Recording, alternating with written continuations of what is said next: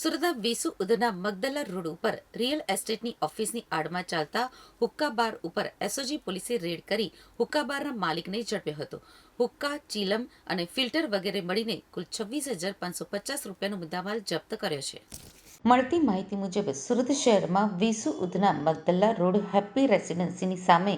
અરિસ્ટા કોમ્પ્લેક્સમાં 7મા માળે એસઓજી પોલીસે રેડ કરી રિયલ એસ્ટેટની ઓફિસની આડમાં ચાલતા હુક્કા બાર ઝડપી પાડ્યું હતું. પોલીસે હુક્કા બારમાંથી હુક્કા નંગ 6, હુક્કાની પાઇપ નંગ 15, હુક્કાની ચીલમ નંગ 6 તથા કોલસાના બોક્સ નંગ 2,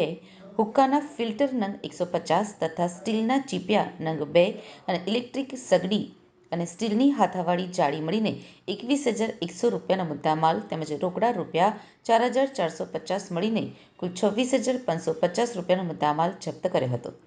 અને તેના માલિક શક્તિસિંહ નવલસિંહ ઝાલાને ઝડપી પાડી તેના વિરુદ્ધમાં વેસુ પોલીસ મથકમાં ગુનો રજીસ્ટર કરવામાં આવ્યો હતો.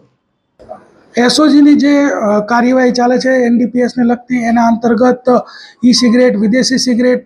અને હુક્કા બાર આ અમારું મુખ્ય ટાર્ગેટ હોય છે. એ ટાર્ગેટના અંતર્ગત અમારા માનનીય પોલીસ કમિશનર સાહેબે અમને જે ડ્રાઈવ આપેલી એના અંતર્ગત અમને એક માહિતી મળી કે એક વ્યક્તિ જે છે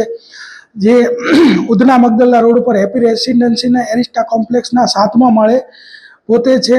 અમુક રકમ વસૂલી અને 1 કલાક 2 કલાકના સમય માટે થઈ અને હુક્કા બાર ચલાવે છે અને ત્યાં હુક્કો પીવા લોકો જાય છે. તો કાલે રાત્રે એસઓજીને માહિતી મળી, ત્યાં અમારા પીએસઆઈએ રેડ કરતા ત્યાંથી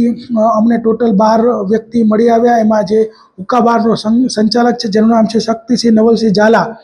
તેને ઝડપી પાડવામાં આવ્યો તથા અન્ય 11 જે ઇસમો છે એને પણ રાઉન્ડ અપ કરવામાં આવ્યા અને ત્યાંથી 26,550નો મુદ્દામાલ કે જેમાં હુક્કા નંગ 6,000 રૂપિયા,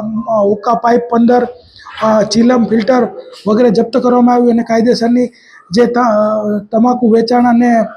એના પ્રતિબંધક જે કલમો છે એના અનુસંધાનમાં કાયદેસરની કાર્યવાહી કરવામાં આવે છે.